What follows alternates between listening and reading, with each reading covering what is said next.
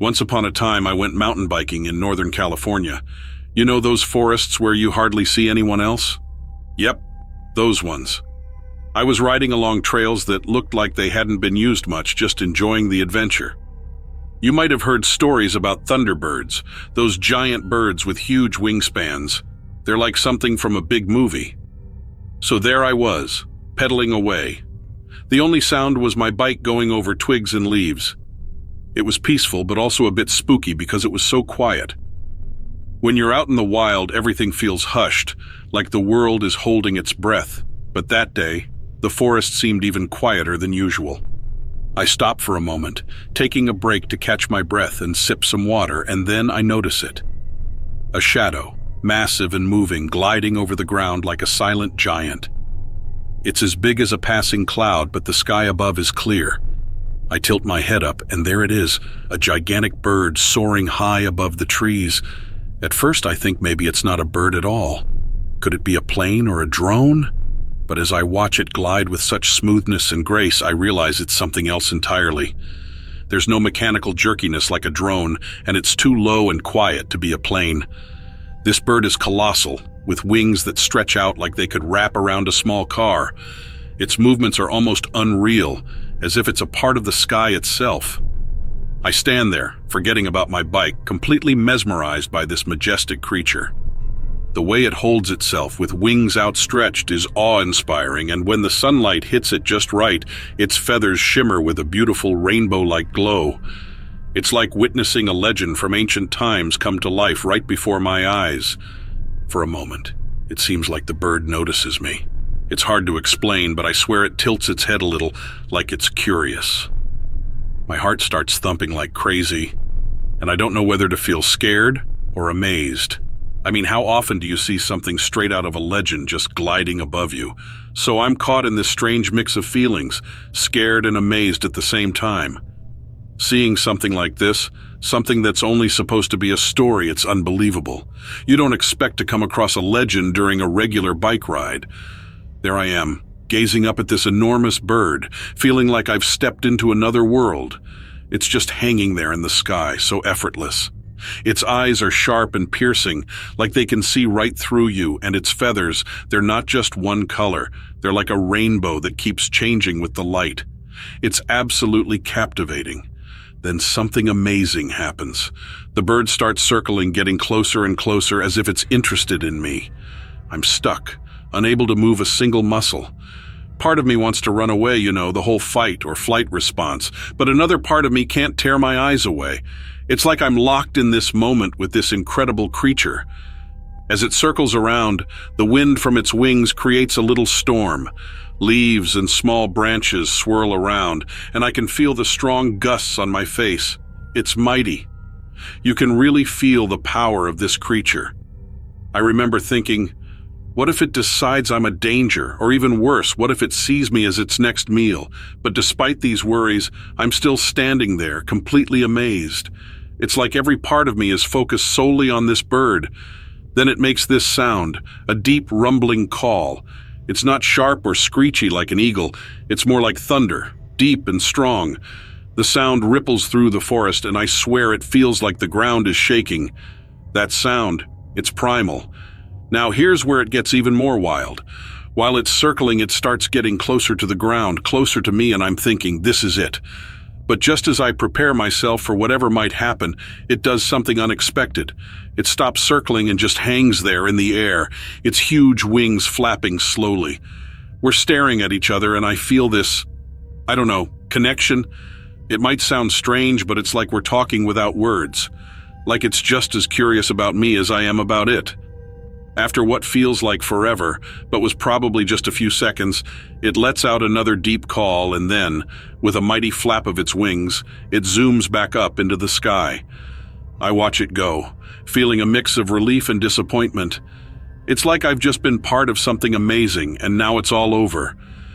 I stand there for what feels like a long time, just trying to understand what happened.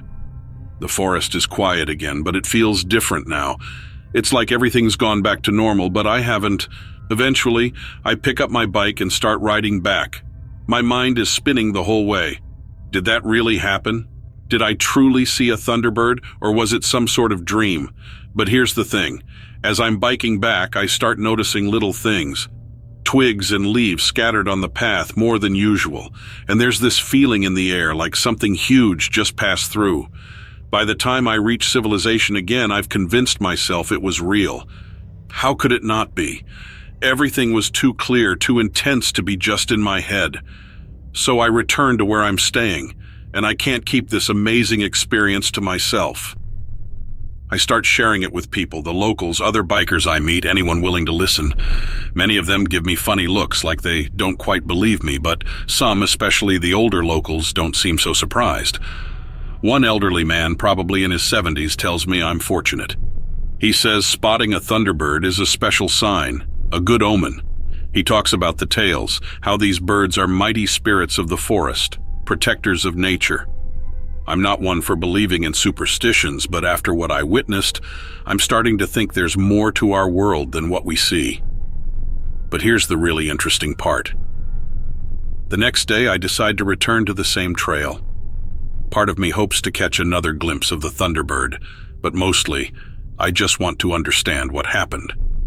I need to confirm if it was real or if my mind was playing tricks on me. I'm riding along, keeping watch on the sky, half hoping to see that huge shadow again, but there's nothing, just the usual birds chirping and the wind whispering through the trees. I start feeling a bit silly, like maybe I imagined everything. Then, just as I'm about to head back, I notice something on the ground. It's a feather. It's shining with different colors, just like the bird's feathers I saw. I pick it up and it feels strong, almost like it's charged with electricity. It's like holding a piece of the sky in my hand. Now, I'm not one to jump to conclusions, but there's no way this is a regular feather. It's too big, too special. It must be from the thunderbird. I show the feather to the same people I shared my story with. Some are unsure, saying it might be from an eagle or another big bird.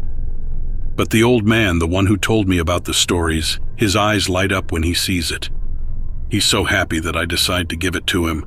It feels like it belongs with him more than with me. I spend a few more days in the area exploring the trails, keeping an eye on the skies, but I don't see the thunderbird again. It's like it showed itself to me once and then went back into legend. And that's my story. A bike ride that turned into an incredible encounter.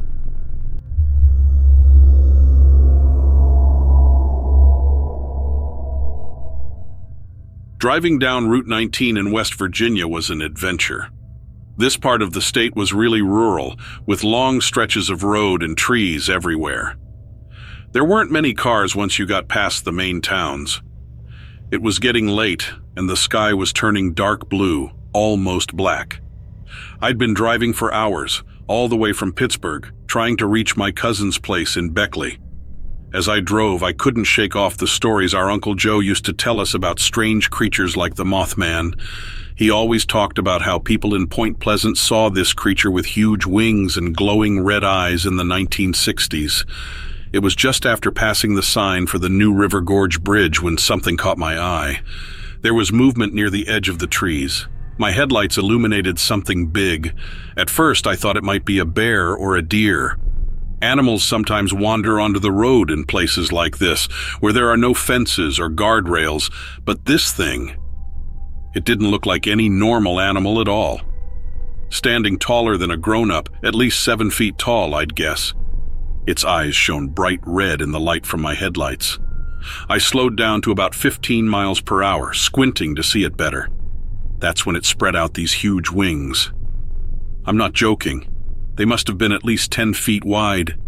I stopped the car right in the middle of the road and just stared.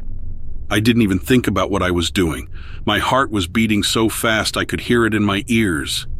This creature, the Mothman that always scared me, was right there, and it just stared back at me, its red eyes staring into mine. We stood like that for a while, just looking at each other, trying to figure out what to do next. Then, out of nowhere, it let out this screech. It was a high, piercing sound that made me cringe. The sound seemed to travel through the air, shaking the windows of my car. It felt like more than just a noise, like something you could feel, something that could shake you up. For a moment, I thought about driving away as fast as I could, but my body wouldn't listen. My hands held onto the steering wheel so tightly that my knuckles turned white. The creature, this Mothman, tilted its head a little, like it was curious or maybe puzzled by me being there. Then it took a step toward the car. Just one step, but it felt like my heart jumped into my throat. The creature's eyes weren't just glowing. They looked like they were burning, like fiery coals in a dark room. I could see now that its body was covered in what seemed like a mix of feathers and fur, all dark and messy. It was hard to see clearly in the dim light, but it almost looked human in some strange way, maybe in the way it moved, like it could think, but it felt twisted, not right somehow. Raising one of its wings slightly, I noticed they were more like a bat's than a bird's, leathery and veined. Then, as if sensing my gaze, the creature spread its wings fully. They stretched out wider than the road itself. It was a powerful sight, and it felt like it meant something. I felt so small in its presence. Without knowing why, I reached for my phone slowly. I wanted to take a picture, to show others what I was seeing. But as soon as I moved, the creature's head snapped towards me, its eyes narrowing. It seemed to understand what I was thinking. Then, with a mighty leap, it soared into the sky. The wind from its takeoff rocked my car. I watched in amazement as it vanished into the night sky, just a shadow against the stars. It felt strange, but I couldn't shake the feeling that somehow I had brought this creature here. After a while, I started the car again and kept driving, but my hands were still shaking on the wheel. Every shadow in the trees made me think there might be another one of those creatures hiding. If you see one, there's probably more, right? When I finally got to Beckley, I was a mess. My cousin saw my face and knew something was wrong. I tried to tell him what I had seen, but the words just wouldn't come out right. I was all mixed up and couldn't explain things in order. It sounded really strange, even to me. He thought maybe I had fallen asleep at the wheel and dreamed it all, but I know what I saw was real. It was as real as anything I've ever experienced. Driving back home after my visit was really hard. I was on the phone with my cousin the whole time, even after I crossed into Pennsylvania. I just didn't feel safe. Now, I can't see the night sky in the same way anymore. Whenever I drive past a bunch of trees, I always look at the edge of the woods. Part of me is scared, but another part is curious, hoping to see something amazing again. It's like a switch goes off in my brain when I'm driving. The truth is, I know that creature is out there somewhere, and I can't shake the feeling that we'll meet again. Sometimes, I even wonder if it's looking for me too.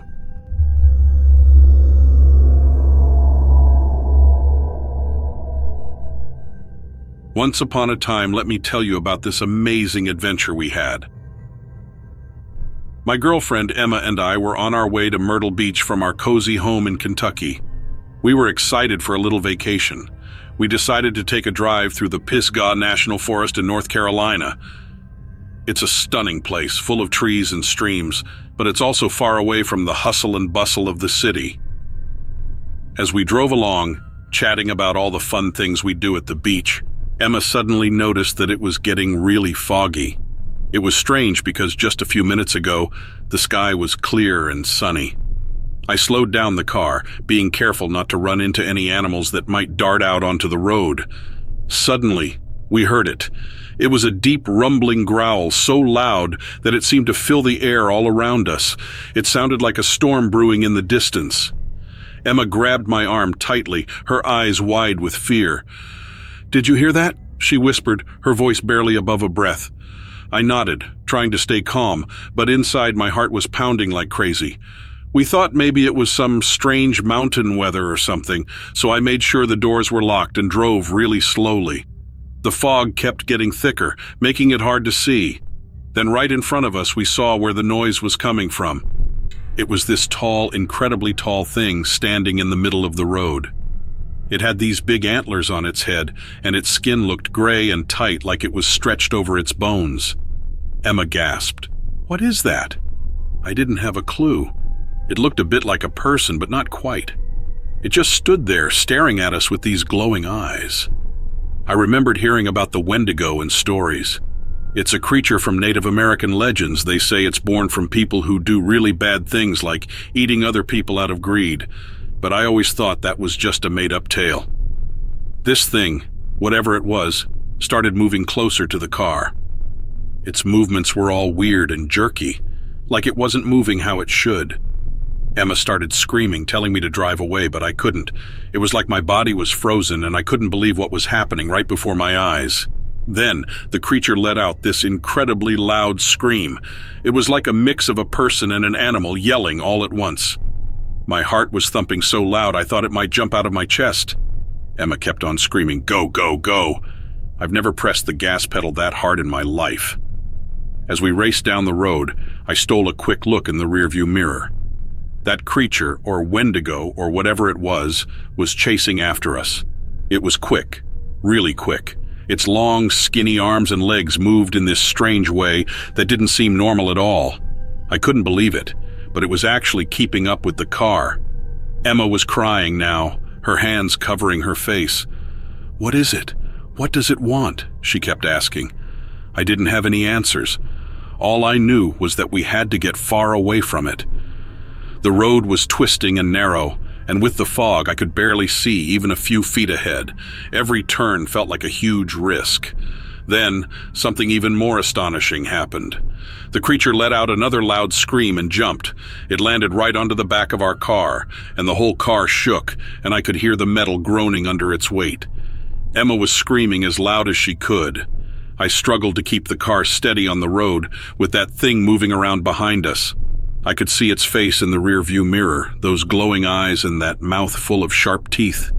It was like staring at something out of a nightmare. In a panic, I remembered the flare gun my dad had stashed in the glove compartment. He always said it was just for emergencies, but I never thought we'd need it like this. I told Emma to grab it. She was trembling, but she managed to do it. Then she rolled down the window, aimed the flare gun at the creature, and pulled the trigger. "We should call the police," Emma said, her voice shaky, but I hesitated. What would we even tell them? That we were attacked by a creature from a story? They might think we're making it up, or that we're not thinking straight. Plus, I didn't want to stop, not even for a second, not with the thought that the creature might be right behind us. We drove on quietly until we spotted the twinkling lights of the beach houses ahead. The fog seemed to thin out as we neared civilization, but I couldn't shake off the feeling of dread. When we finally parked at the beach, it was already mid-morning. Other vacationers were bustling about, setting up for a fun day, completely unaware of the terror we had just faced. Emma and I exchanged a look, both of us knowing that what we had gone through would stay with us forever. We had planned for a whole week of beach fun, but now all those plans felt insignificant. After that scary encounter, we didn't talk much about what happened. It felt like if we avoided talking about it, maybe it wouldn't be real. But sometimes I'd catch Emma gazing out towards the area near the beach, and I knew she was thinking about it. And late at night, I'd wake up from a dream where I'd hear that terrifying howl, and I'd wonder if it was just a dream or if it had really happened. After a few days, we couldn't handle it anymore. We quickly packed our bags and left the beach without even getting a chance to dip our toes in the water. We drove back home, taking a different route, one that had more people around, one that felt safer, more ordinary. We've never returned to Pisgah National Forest, and we never plan to go back there again.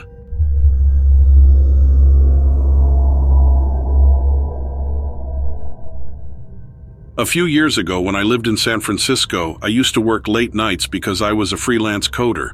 One night in late November, the city got covered in thick fog, like the fog you see in Sherlock Holmes stories. It was so thick you could hardly see anything. After a long day of work, my eyes were tired from staring at the computer screen. I needed a break, so I decided to go for a walk around midnight. I know it's a strange time to go for a walk, but I liked how the city looked at night. That night, the fog was so dense that you couldn't see very far ahead. It was strangely quiet, unlike the usual hustle and bustle of San Francisco. Walking alone on the Golden Gate Bridge at that time felt a bit spooky. The fog muffled all the sounds, and there were hardly any cars passing by. I remember being about halfway across the bridge when I saw something strange in the fog ahead. At first, I thought it might be another person out for a late-night walk like me, but then I wondered who else would be out in such awful weather. As a coder who didn't get much adventure in life, this felt like something out of an Indiana Jones movie. So I kept walking, trying to see what the mysterious shape was. It was weird. Sometimes it looked small and hunched over, and then suddenly it would stretch out and seem really tall, like it was playing tricks on my eyes. I started to feel a mix of excitement and fear. I tried to tell myself it was just my imagination, but then I heard a strange growling sound echoing through the fog. It made me feel really uncomfortable, like something wasn't right. It wasn't just another person, it was something strange and scary. But I was curious, so I kept going toward the shape. The air around me felt heavy, and I could smell something weird, like burnt meat and sulfur mixed together. It made me feel sick, but I kept moving closer to the shape, which kept changing, making it hard to see what it really was. Finally, when I got close enough, I saw that it looked like a creature that could change its shape, sometimes looking short and stubby, and other times looking tall and scary. The shape in the fog kept moving strangely, twisting and turning into shapes that didn't make sense to me, but its eyes stayed the same, glowing red like a scary fire. They looked at me from all directions like I was being watched by a bunch of demons. The fog swirled around the creature, making it look even scarier, like a demon with lots of heads. Its growl got louder and scarier, like a bunch of cries all mixed together. I was so scared that my heart was beating really fast, but I couldn't move. It felt like something was holding me there, even though I wanted to run away. Suddenly, the creature moved closer to me, swirling faster in the fog. The smell got even worse, and its eyes glowed brighter. In that moment, I thought it was all over. Suddenly, the scary figure disappeared into the fog like it was never there. The growling stopped, and its spooky eyes blinked away. My heart was still racing, but now it was quiet, and I felt brave enough to walk back the way I came. I didn't want to look back, afraid the demon might come back. I stumbled and ran as fast as I could back to my apartment. Once inside, I locked the door tight. I couldn't sleep that night, or for many nights after. I started to wonder if I was going crazy, if I could trust what I saw and heard, and if I was being too brave. The bridge, once a peaceful place for me, now felt scary. It wasn't a place of safety anymore. It was where something terrifying happened to me. Even now, I can still hear the growling in my ears, and sometimes I can smell that strange odor. And those glowing red eyes, I still feel like they're watching me, especially on dark, foggy nights. That's what happened to me. A coder who loved walking at night turned into someone scared of the dark and staying inside. I used to not believe in scary things, but now I do, because of what I saw.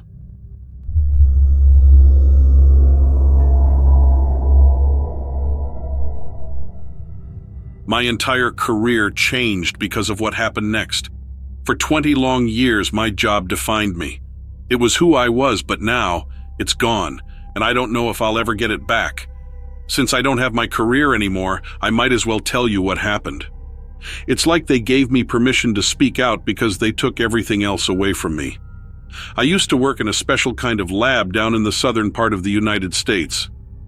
We did something called veterinary forensics. My job was to figure out the DNA of animals. We helped the police and other agencies catch bad people who hurt animals. I bet you've never heard of veterinary forensics before. It's not a common job, but it was important. If there was a fight between dogs, I'd figure out what kind of dogs they were. If someone hurt an animal and left it, I'd find out what kind of animal it was. The evidence I found helped put those bad people in jail. It made me feel like I was doing something good for the world. One day we got a strange request. A private agency sent us something they found. They wanted us to figure out what it was. We didn't know anything about it. When the thing they sent arrived, it looked like it had been in the ocean. It was all pale and weird. I was worried the DNA might be ruined. But when we checked, it was okay. There wasn't any salt water or anything on it. It was just strange. As we studied it, we found out something really strange. The DNA was a lot like ours, but it was different enough to be something else. We didn't understand. We checked again and got the same strange results. Looking at that weird thing and thinking about what we found was giving us the creeps. I knew this wasn't normal. It was either messed up human DNA or something else we didn't know about. Either way, it wasn't our job to deal with it. When I told my bosses what we found, they didn't believe me. They wanted me to give them everything we had and forget about it. But I said no. Instead, I told lots of other people what we found. I even told the FBI. I didn't think the private agency was working with the government, but I was wrong. The next day, the FBI showed up. They took everything and made sure we couldn't tell anyone what we found. It was like it never happened. But it didn't stop there. They fired me and anyone else who had touched the weird thing, and they wanted to make sure we never said anything. Now I work at a grocery store. I hate it. No one will hire me for a real job anymore. But I'm not giving up. I want to know what that thing was and why it was such a big secret.